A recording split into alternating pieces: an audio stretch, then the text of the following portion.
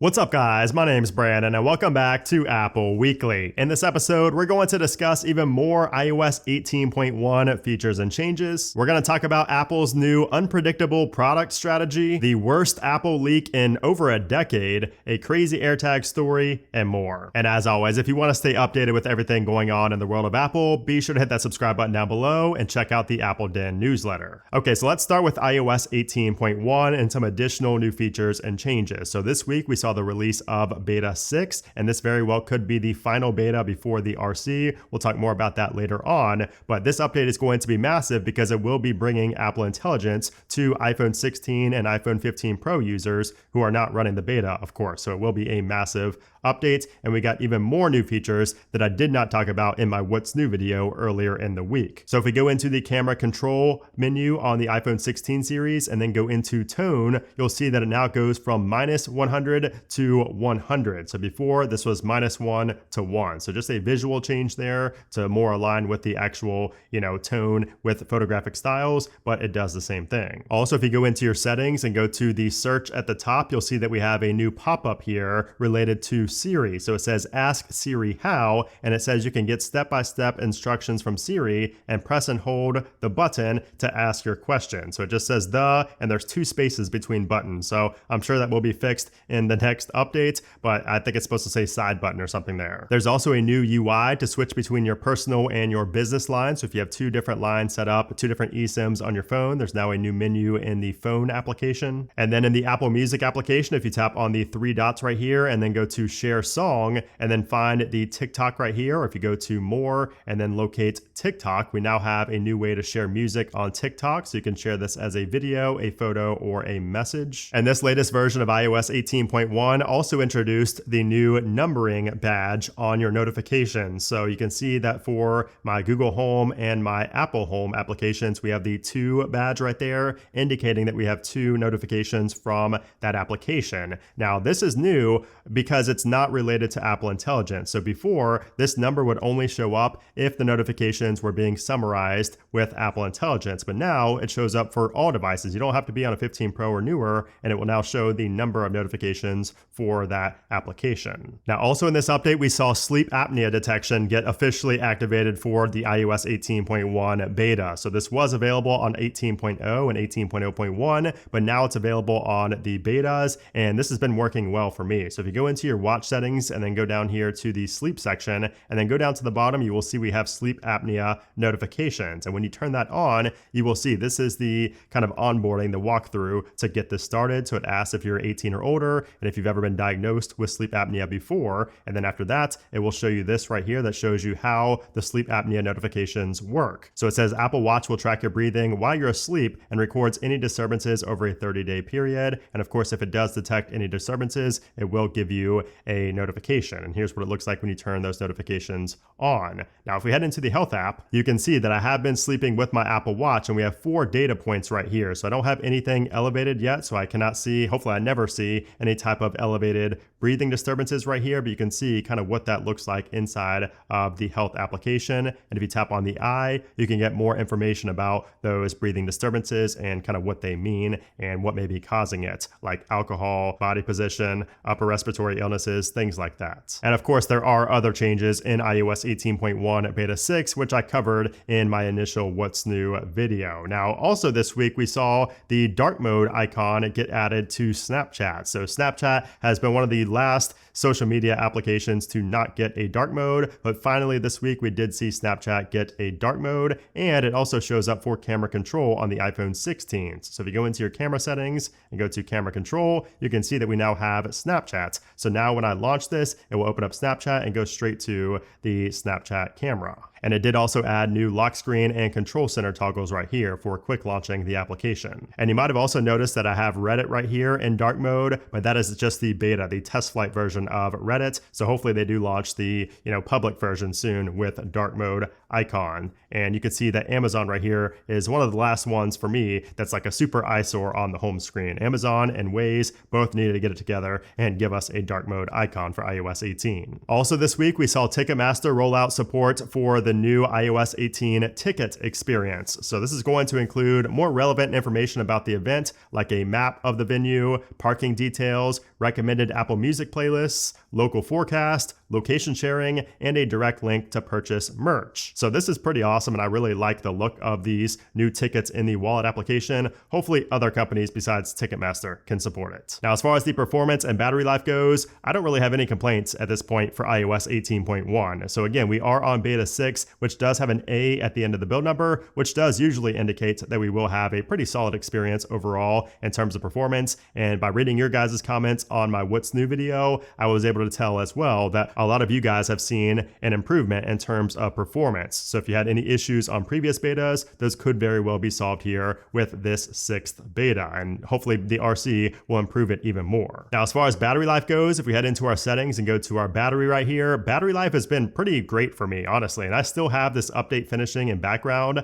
I've had that ever since I updated, back on Monday, so I'm not sure why that's still sitting around there, but that's a thing, and we might actually have better performance even after that goes away. So anyway, if we go down here to my last 24 hours, you can see that battery life has been solid. I mean, pretty much every single day, I'm only charging maximum 1 time per day. So you can see there, I've only charged once today, and it was for like 2 minutes. So yeah, you can see that last 10 days. Here's what my last 10 days look like. Of course, I did have the hurricane down here in Florida, so I was on my phone quite a bit during certain periods, of the week, but you can see that I didn't really approach 100%, or didn't go over 100% except for those 3 days for, the hurricane. So yeah, great battery life here on 18.1 beta 6. I really don't have any complaints on the iPhone 16 Pro or Pro Max. I am running it on both devices simultaneously. But I want to hear from you guys. Do you have a good experience with battery life here on 18.1 beta 6? Or if you're on iOS 18 or 18.0.1, let me know how your battery life is on that version. Okay, so now let's talk about what to expect next from Apple. So next up is either going to be iOS 18.1 beta 7 or the RC release candidate version of 18.1. Now keep in mind, Monday is a holiday. It is Columbus Day, so I find it hard to believe that Apple will release anything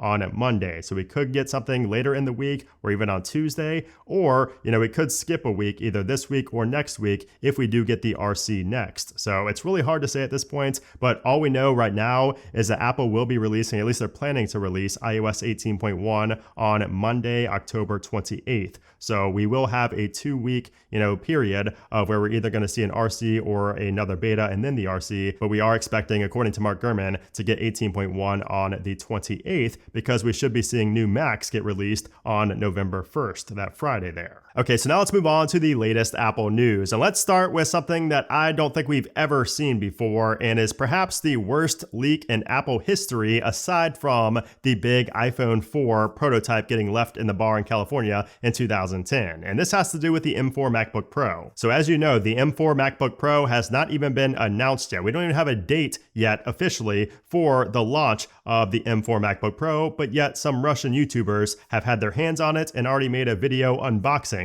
the M4 MacBook Pro. Not just one YouTuber, at least 2. So one of these creators is named Weislacom, and he has over 11 million subscribers. So he made this 13-minute video unboxing the new MacBook Pro, and even Mark Gurman chimed in and said that it does indeed seem legit. And then one day later, another Russian YouTuber made a short video unboxing the same alleged base model M4 MacBook Pro, and he even showed the About This Mac menu. And this whole time we've kind of been wondering, how did this happen? Apple has never had a leak like this. Usually we see, sometimes after a product gets announced, we'll see it show up in somebody's hands or some, a warehouse leak after the product gets announced. But I don't recall ever seeing a time where an Apple product was leaked and fully revealed before Apple even announced a release date or even showed it off themselves. That is insane. And to make things even worse, these MacBooks appear to be listed on a Russian classified site for sale. So you could actually buy these right now before Apple has even announced them. So it looks like they're going for around $7,500 US,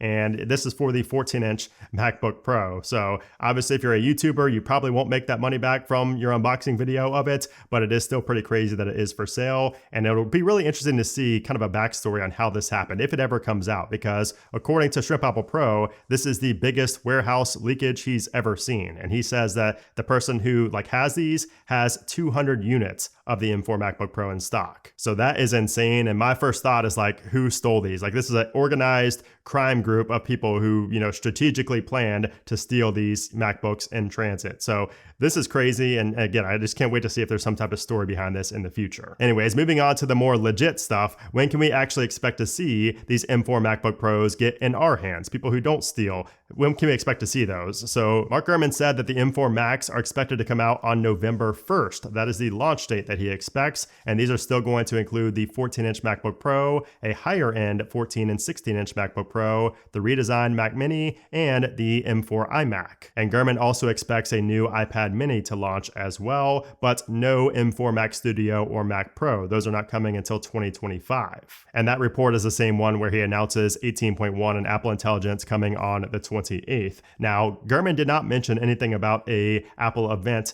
in this new report, in his newsletter. So I'm very curious to see if we're actually going to see an Apple event in October like he's been saying in the past. So I hope we do. Hopefully we do see that. And if we are going to see an Apple event, we should see invites go out really within the next 2 weeks, I would think. And then speaking of Macs and Apple products, let's talk about Apple's new alleged product strategy moving forward. And this comes from Bloomberg's Mark Gurman as well. And he says that Apple might be planning to move away from its annual product upgrade cycle. So in this report, Gurman mentions that Apple Intelligence is partially to blame for, Apple's new plan of launching products only when they're ready to be launched and not sticking to a specific deadline. And he mentions that Apple's recent software blunders also prove that the increasing number of products and software makes it difficult to stick to a predetermined schedule. And we've seen this recently with the Apple Watch SE, for example. So that used to be on a 2-year release cycle. Now it appears to be on a 3-year release cycle, just because that's when Apple deems it to be ready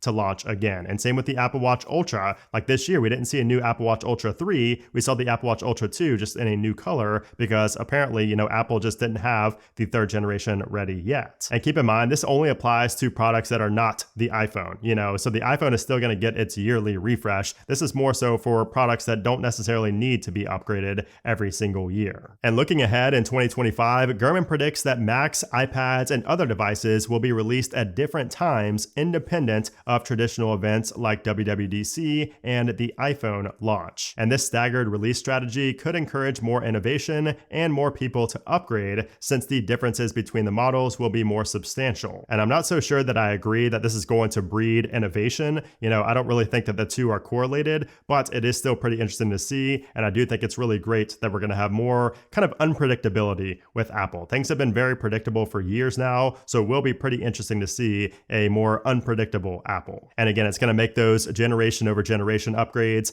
a little bit more substantial than they may have been in the past. And then finally, let's talk about another crazy AirTag story. And this time, a man in Utah who has been operating a local company for more than 40 years had $6,500 worth of tools stolen out of his work truck while being parked in his own driveway. But you better believe that after 4 decades of running this company, he knows a thing or two about tracking down stolen items. So he said that he lost some tools about 5 years ago, and ever since then, he's had an AirTag very well hidden in one of the tool cases. And sure enough, one of those tool cases were stolen. So the AirTag was nearly out of battery, but he was still able to pull up the Find My application in time and get a live location of the thieves. And he did what isn't typically advised for you to do, but he went to the house to confront the thieves. And when he knocked on the door, a kid answered and said that he didn't know anything about the tools. So that's when the man went back to his truck and called police. And once the thieves saw that he was calling the cops, a man came out of the house with the stolen tools, telling him that they didn't want any trouble, but it was too late. The cops were on the way already. And sure enough, police showed up, and when they searched the home, they found not only his tools, but stolen property from all over the city, including from out of state. And that even included 2 stolen motorcycles inside the home as well. A 26-year-old was arrested on suspicion of several counts of possession of stolen property. So once again, the AirTag helped recover not only this guy's stolen items, but other stolen items from other innocent people out there. So that's awesome. Anyways, guys, that's it for this week. I hope you enjoyed it. If you did, give it a thumbs up. Also, be sure to subscribe so you don't miss out on next week's Apple Weekly episode. But anyways, guys, thanks again for watching, and I'll see you soon.